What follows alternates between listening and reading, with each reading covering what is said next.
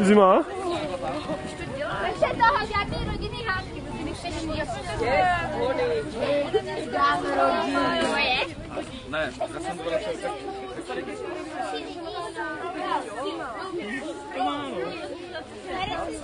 Minimálně. Co nevím, ty kazety. Posuňte se ještě.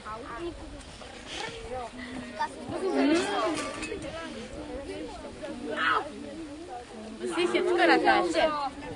Tak jsem natočil asi 10 minut. Zarec!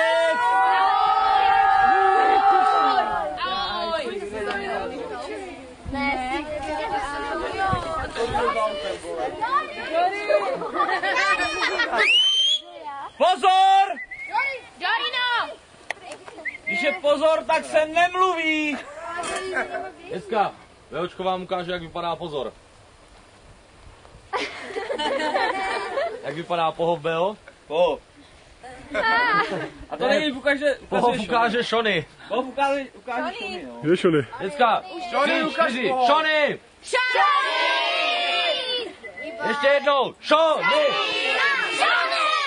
Šony, pojď sem vedle mě. Speciálně pro Šonyho! Pozor! Pozor! Pozor! O ty pozor! Pozoru! Šony! Pohov! Ukaž mi.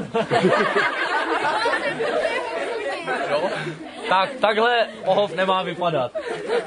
Pohov je povolení jedné nohy. Zahled se k oddílu. Takže, děcka, ticho. Nyní mám tu. Co? Čest! Nyní mám tu milou povinnost. Ne, samozřejmě mám tu čest.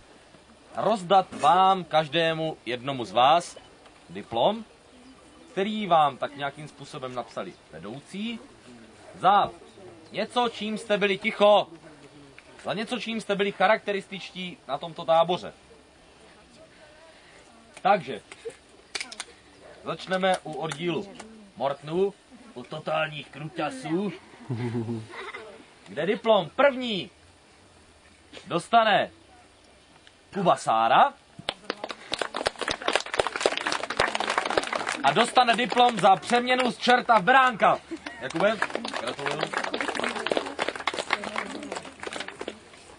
Další diplom je panu Silvestru Orichelovi. Dneska ale tleskáme pořádně. A je to diplom za objasnění rozdílu mezi kobylkou a sarančetem.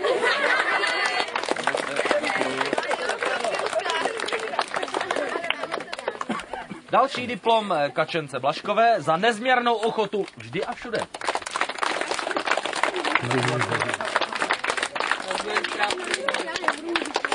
Diplom Peťulce Čechové za úžasnou touhu zúčastnit se všech skotských her.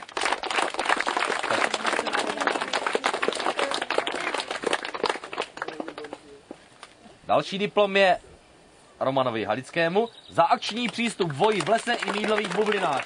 Romane,